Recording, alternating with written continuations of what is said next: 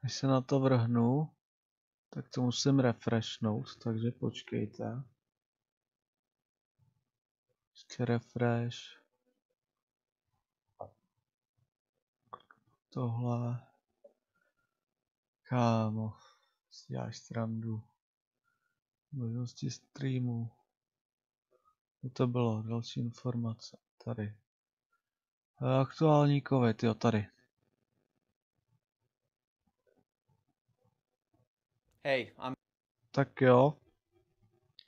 Takže autoři, pozorně prostě poslouchejte, nevím, teď jsem to našel, tak uvidíme, co nám řeknou pěknýho, ty vole.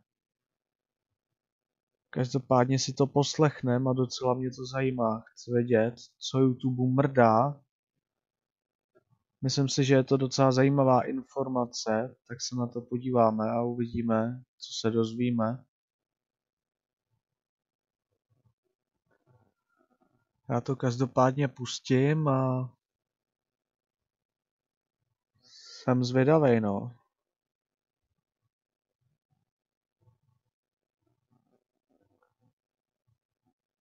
Minutku.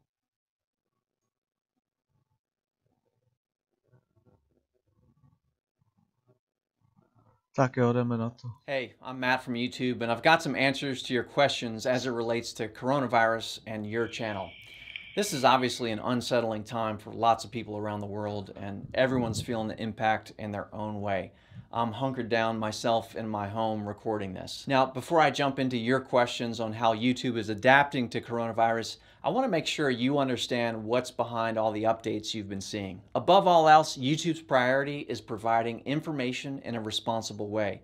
You see that in how we're directing viewers looking for the latest on coronavirus using our homepage. That's also why we're rolling out monetization for coronavirus videos as a gradual process, starting with creators who accurately self-certify their videos and a select number of news partners. We plan to continue to roll it out to all creators in the YouTube Partner Program over the coming weeks. Another thing that's top of mind for YouTube is making sure everybody that works with us, as well as their communities, are absolutely as safe as possible. That's leading to some really tough choices, especially our need to reduce in-office staffing in content review centers. Because of that, you will see an impact on YouTube's normal support and service functions. Okay, that said, let's dive into your specific questions. First, what exactly is happening with review centers and how is that going to affect me as a creator? As you probably know by now, with 500 hours of video uploaded to YouTube every minute, we use automated systems to help flag videos that violate our policies and guidelines. And those videos then go to human reviewers. Since more of our reviewers need to stay home right now for their health and safety, we're going to have to depend more on automated systems. This means creators might see a temporary increase in video removals, unfortunately, including some that may not violate any policies. You're going to have to expect more time for reviews, longer turnaround times for appeals, and slower and maybe limited service and support times. This includes through email, chat, and social media, until those teams can return to work. Next, why can't reviewers just work from home? I actually have the same question, but YouTube has as many teams as possible working from home to minimize disruption. But just like we have engineers who have to physically plug into special systems to do their jobs, it's the same with video reviewers who are located around the world. Some teams just can't work from home if their work is sensitive or if they live in areas that don't have the right technical infrastructure in place. Why are the automated systems making so many mistakes? YouTube systems are amazing at detecting patterns across enormous amounts of content, but they have a hard time understanding nuances, you might agree, like judging whether a news piece or a parody video is in violation. That's why we also built our systems to include expert reviewers to bring in human judgment for more complicated content. Will I get strikes on content that's removed during this time? Can't you just freeze the strike removal system? First, know that during this time you won't get a strike when content is removed, unless YouTube systems have high confidence that it violates our policies. Also, while the 3-strike system still applies, if your video gets removed without a strike, you can keep posting without worrying about hitting 3 strikes. Finally, the same rules apply if you think your video was removed and shouldn't have been. Appeal the decision and the available teams will take a look. Again, it just might take time.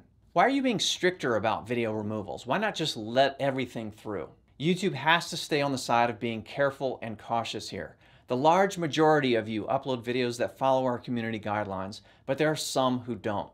And in this time especially, making sure harmful or misleading info isn't spread is more important than ever. With these new service and support changes, if my video gets removed, how will I make money? You won't be able to make revenue off of videos that have been removed.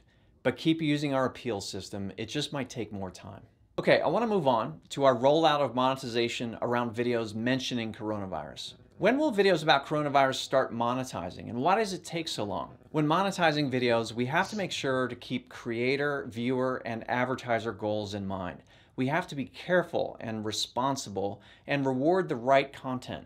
That's why teams are starting slowly with creators who accurately self-certify and certain trusted news partners. Why are you only choosing some creators to monetize instead of everyone? Isn't that favoritism? Again, it's about being as responsible as possible during this extraordinary time. With around 3 weeks of video uploaded every minute, we have to move deliberately and carefully to make sure we expand in a way that helps, not hurts, the public conversation. We're starting with these authoritative news sources featuring both creators and media companies. How are you fighting misinformation?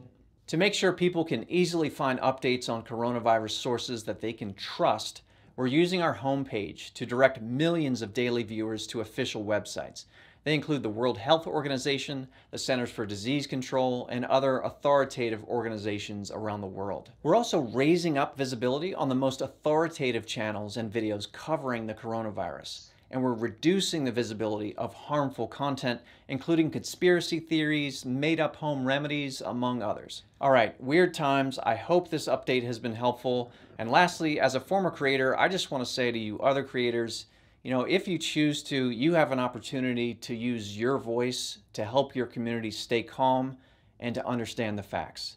You may or may not be able to monetize that effort, but maybe helping the public could be just as rewarding or even more. Thanks for watching. Stay calm, wash those hands, and do use links in the description for up-to-date information. Thanks. Tak jste to slyšeli, čete? Tak jste to slyšeli? Úžasný, no. Mám radost, ty vole, fakt. Novinky. 24. března 2020 to bylo. 13.30 24. března 2020. Novinky. Úprava využití rychlosti připojení.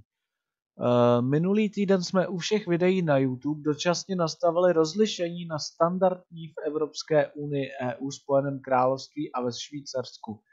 Vzhledem ke globální povaze této krize tuto změnu ode dneška provedeme globálně. Tato změna se pomalu uplatňuje a uživatelé mohou kvalitu videa upravit ručně.